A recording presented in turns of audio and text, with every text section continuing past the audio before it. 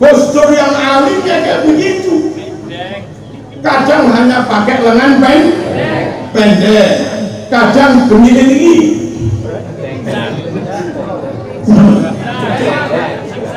Nah, ngoten niku. Kopi ayam ini barang. Kita itu nggak mementingkan penampilan, tapi mohon warga masyarakat jangan tertipu. Itu meskipun tampilannya kayak begitu, ngarang kita banyak. Itu meskipun tampilnya begitu, santrinya ribuan. Meskipun tampilnya begitu, malam tahajud. Cuma memang kiai nggak menampakkan itu di depan umum gitu loh. Dong? Paham ya? Lah masalah sederhana. Ikut kiai jangan ikut yang lain. Kalau ikut yang lain mereka rata-rata nggak ngalim meskipun berjubah, nggak ngalim meskipun pakai serban. Tadi di HP saya dapat share-sharean, mereka tampil di depan umum takbiran. Takbiran itu anak TK saja apal, anak MI Madin apal. La ilaha illallah wahdah sadaqa wa'dah wa nasara 'abdah, kita apal. Mereka itu ngerepek neng HP, kowe macane keliru. Tapi coba saya mending ikut kiai yang tampilnya biasa, siang ngimami, pada duhur malah kita, pada isya malah kita, lalu ceramah di masyarakat, baca subuh malah kita lagi. Meskipun tampilnya biasa daripada mereka yang malam cobaan, siang dodol ngomongin yang pasar. Ya bangga. Ya. Menang casing. Menang bungkus. Kenapa? Menang bungkus. Kalaupun katanya keturunan Nabi, mana kenapa kok minta bukti? Lah karena janggal, orang beda bangsa, beda suku, beda marga, beda wajah, beda karakter. Lah kok ngaku keturunan Nabi ku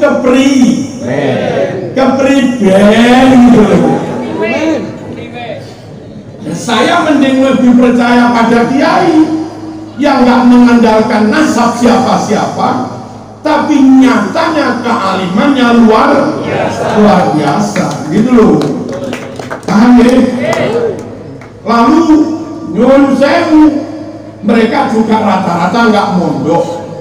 Pondok Lirboyo hampir 100% wong pribumi, santri maupun ustadznya. Pondok Kloso hampir 100% pribumi, santri maupun ustadznya. Sehingga karena yang mondok rata-rata pribumi, kalau 30 tahun ke depan yang alim itu kaum pribumi, ya wajar. Memang yang mondok kaum pribumi. Lah dari mereka jarang yang mondok, sukanya ya keliling-keliling sholawatan, sukanya terus nyuwun sewu, sholawatannya pun berbayar. Berkah tanpa ilmu, berkah cekondi. Andai saya Prabowo, saya akan berkalimat seperti ini. Berkah tanpa ilmu ndasmu. Tapi saya tutup Prabowo, jadi nggak jadi ngucap begini. Loh, andai.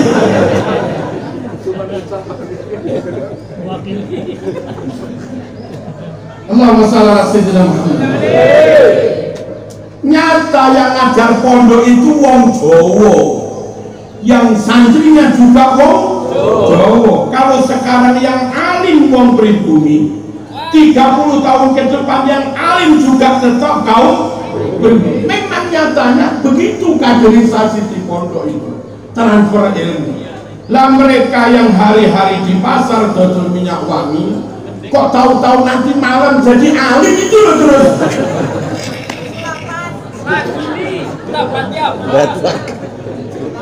Terus kebeli band gitu. Halo?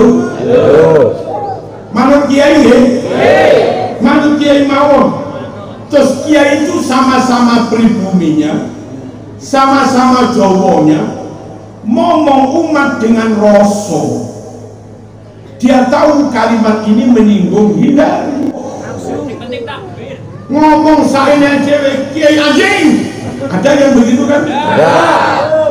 Dan itu Kiai Ma'ruf Amin yang dimaksud Rois Am PBNU, Ketua MUI Wapres, alim, dibilang anjing babi.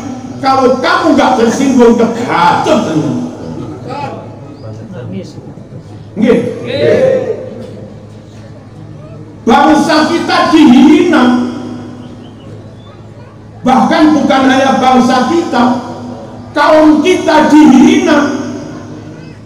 Yang dihina bukan bansernya, yang dihina bukan hanya IPNU-nya, yang dihina orang paling top, Ketua MUI Wapres Rois Am PBNU, lalu beralih posisi jadi Mustasyar PBNU. Itu posisi paling tinggi. Lah itu dibilang anjing. Nah kalau yang paling tinggi dibilang anjing, maksud kita diopoi. Terus dan Kapolsek dianggap opor dan koramil banget. Bodoh kalau nggak tersinggung. Halo. Dan minimal ketersinggungan itu lepaskan diri dari mereka. Kita nggak bermusuhan, tapi nyatakan aku wes ramanut sampean.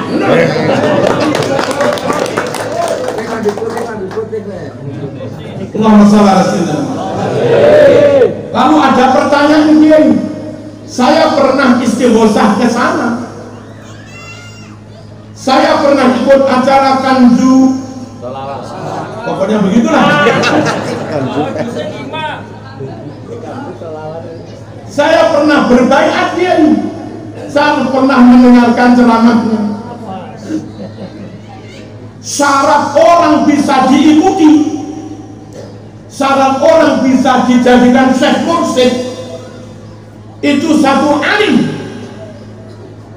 Monggo diwaca kitab manaqib dulu. An yakuna ladai ilmu ulama. Lah ngetar. Ini apa biyen? Nggih. Wa hikmatul hukama wa siyasatul muluk. Mursyid itu syaratnya ngalim tenan. Lek nausara pae patah, nausara pae gugur, ya selesai sudah. Nggak usah dianggap jadi guru mursyid. Syaratnya mana? Mewarisi sifat Nabi, super amanah, super sidik, pisannya rata ngapusi. Lagi bolak balik kayak makam palsu.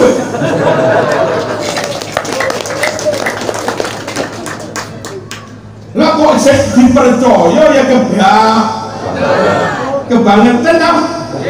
Sing kebangetan ini sing percaya lho. Dulu ada perawi hadis, Imam Bukhari dapat hadis lalu dicek dari mana ini? Dari fulan. Dia pergi ke rumahnya fulan mensurvei. Apa mensurvei? Cek. Nilai ngecek kelakuannya baik apa enggak. Jangan-jangan nikah dua, istri yang tua diterlantarkan. Dia ke sana, ketahuan si perawi hadis itu ngaku si jalan. Dia manggil kuda, diiming-iming karo suket. Bareng kudane moro, jalane moro, suketnya dibuang nggak diberikan, lalu kudanya dipegang. Wow, orang ini nipu kuda. Oleh Imam Bukhari hadisnya langsung dicorek. Hadisnya nggak bisa padahal hanya sekali menipu. Yang ditipu pun bukan manusia tapi itu loh wis gak bisa dipercaya. Lah ini berkali-kali menipu umat pakai jubahnya, berkali-kali bikin makam palsu tanda tangan. Sama nggak bisa ngomong saya tidak apa wong tanda tangan rekamannya ono kok. Tanda tangan misalnya ini prasasti, dan orang yang namanya urip itu punya anak berapa kok mesti membuat makam palsu, tulisannya mesti bin urip gitu. Ya. Urip ini bahasa Jawa bu, bahasa Arab apa tanya dia ini.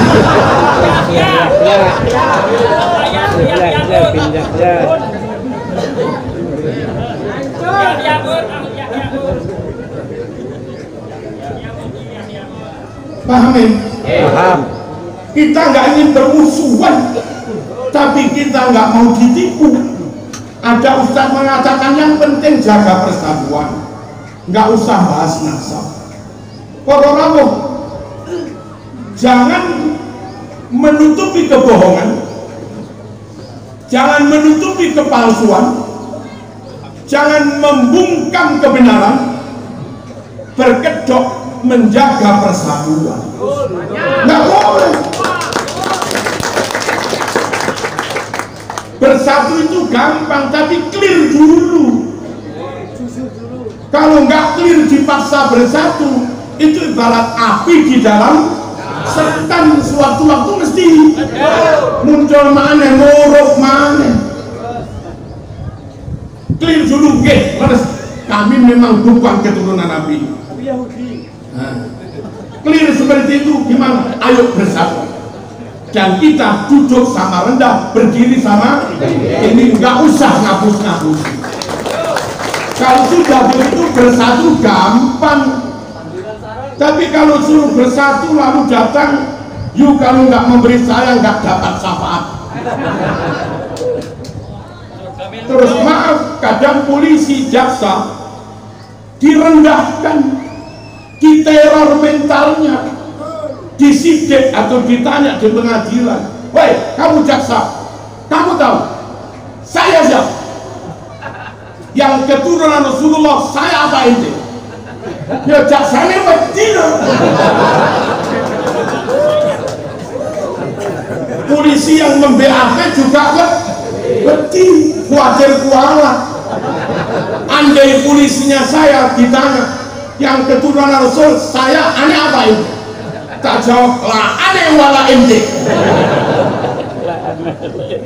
Sopo keturunan Nabi? Aku ya duduk, kau ya duduk.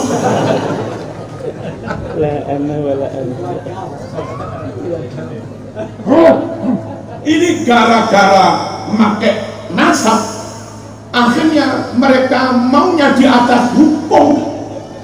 Padahal semua orang harus tunduk di bawah hukum, harusnya begitu. Dan kalau diteruskan bahaya. Di beberapa tempat sebagian di Madura katanya, itu kalau sudah punya istri cantik diminta, ya mau nggak mau ya diceraikan, monggo. Nanti dapat syafaat. Nah, syafaatnya kok sopo? Toko mbahmu sopo? Tanah bedi jaluk ya.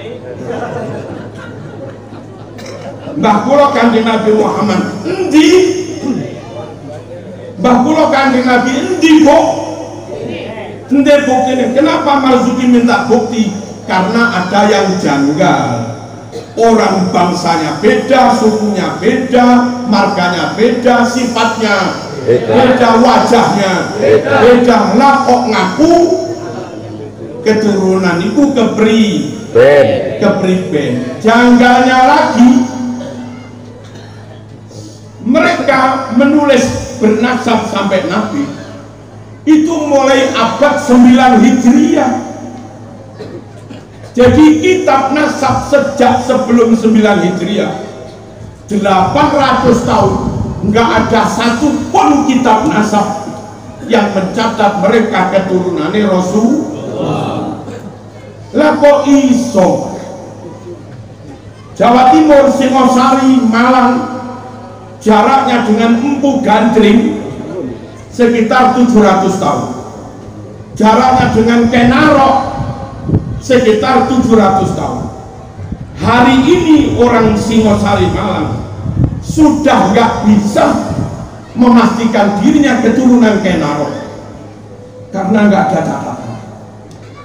Nggak bisa memastikan dirinya keturunan Empu Gandring karena nggak ada catatan. Orang Mojokerto jaraknya dengan Patih Gajah Mada sekitar 600-an tahun, 650. Jaraknya dengan Hayamuruk, jaraknya dengan Brawijaya 600-an sekian tahun. Wong Mojokerto yang jaraknya 600 tahun, hari ini mereka nggak bisa memastikan saya keturunan Hayamuruk karena nggak ada catatan. Mereka ketika itu dengan Nabi jaraknya 800 tahun lebih. Kok bisa tahu-tahu ngarang buku kami keturunan? Itu terus berdasar opo? Kata Pak Prabowo, dasmu. Lah ngono kok diper. Allahumma shalli ala sayyidina Muhammad. Janggalnya lagi ketika kita cek nasab mereka, nama bin fulan sampai kanjeng Nabi, itu ditemukan dua kejanggalan. Kejanggalan pertama, jarak bapak dan anaknya kan selisih 3 tahun kan? Apa masuk akal? Halo. Ada yang kejanggalan kedua, lahirnya anak lebih dulu daripada lahirnya bapak. Nah, kita disuruh percaya. Lalu ajarannya aneh-aneh. Katanya kakeknya bisa mengundurkan pesawat. Apa di zaman kakeknya sudah ada pesawat? Sangat nggak masuk akal. Nabi saja minta dihindarkan dari bentaannya mungkar nakir, minta dihindarkan dari siksa kubur. Ba'da tahiyat doanya, Allahumma inni a'udzubika min adzabil qabri. Nabi wedi siksa kubur. Lah mereka katanya kakek aneh bisa bentak malaikat mungkar nakir, kakek aneh bisa memadamkan api. Ajaran kayak begini kau terima, bodoh.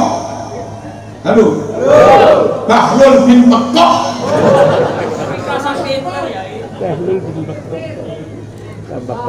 Paham ya? Kami pernah bayar ke sana dia. Kalau ternyata guru yang kamu dulu pernah bayar terbukti batal, batalnya satu nggak ngalim, batal kedua berkali-kali bohong berarti nggak amanah. Halo. Batal ketiga ajarannya halus, ajarannya khurafat. Batal keempat nasabnya bermasalah, mosok anaknya lahir luwih dhisik timbang bapaknya. Nah, kalau nyata dia kayak begitu, jangan segan-segan menyatakan saya lepas dari dia. Imamuna Imam As'ari, imam kita di bidang akidah, dulu berguru pada Al-Jubai, berguru pada Wasil bin Atok sekitar 10 tahun. Begitu dua guru itu menyimpang dari Ahlus Sunnah wal Jamaah dan ikut Jabariyah, ikut Mu'tazilah, Imam As'ari tegas menyatakan, hari ini saya menyatakan melepaskan diri dari guru saya seperti saya melepaskan bajunya. Kalau nanya dia, Imam As'ari sing wani meninggalkan guru niki bener napa kurang ajar? Meninggalkan gurunya. Suul adab, kurang ajar, apa bener? Kalau gurunya yang nggak benar ya. Sama nek ngarani Imam Asy'ari kurang ajar, batal akidahmu. Wong dia imamnya Ahlus Sunnah wal Jamaah. Gimana? Nurun saya, dia Fir'aun yang mendidik Musa, yang membesarkan Musa, yang memfasilitasi Musa sampai besar. Tapi Fir'aun sesat, nggak ikut agamanya Nabi Musa, dilawan kok. Gimana ini melawan orang yang pernah berjasa? Batal ya batal, meskipun pernah berjasa. Al-Jubai pernah ngajar Imam Asy'ari, Wasil bin Atha pernah ngajar, tapi batal, menyimpang dari Ahlus Sunnah wal Jamaah. Maka Imam Asy'ari pun melepaskan diri, dan nggak salah. Kalaupun andai adab itu penting, sungguh akidah lebih penting, begitu dong. Perkara secara zahir itu gurunya tetap adab cium dan yo nggak salah wong secara zahir, tapi tinggalkan keyakinannya. Sekali lagi, barangkali ada jamaah pernah berguru ke sana, jangan segan-segan melepaskan diri. Kalau menurut sampean sudah terbukti batal kemursidannya. Maka saya ngaji di Banyumas, haulnya Mbah Umar, ini ku koncone Mbah Malik, mursid Thariqah Sadiliyah, dirawuhi putune Mbah Malik. Critoten kula rada nesu emosi. Kiai, mboten usah percaya kalih tanggane Tegal Kacero Kabupaten. Napa Bos? Itu ngaku-ngaku dalam buku Thariqahnya bersanad ke mbah saya. Mbah saya nggak pernah membayatkan Thariqah kemursidan badannya. Terus tulisnya mbah saya itu keturunan Kesultanan Jogja. Semuanya ya nama-nama pribumi, bin Fulan, nggak ono bin Ured itu nggak ono. Tapi dia menulis sanad Thariqah yang dia buat sendiri, ada nama yang bin Ured, yang itu bukan Jawa. Padahal guru-guru Mbah Malik kabeh Jawa. Artinya dia memalsukan sanad, memalsukan Thariqah. Kalau nyata seperti ini, ya sudah lepas saja, timbang melok-melok keliru.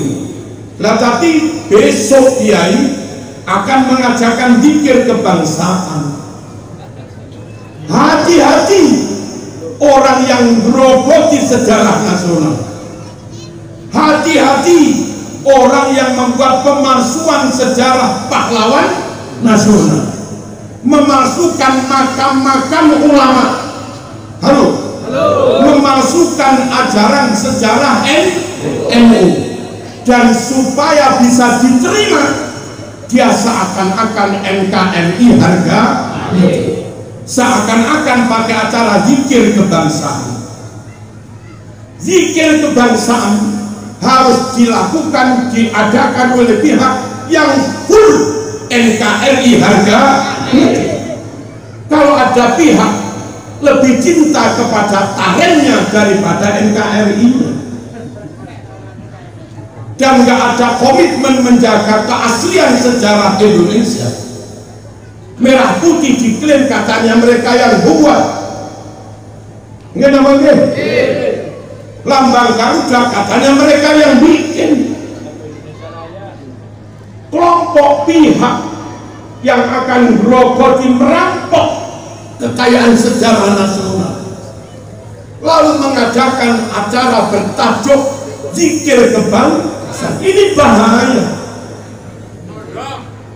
bahaya.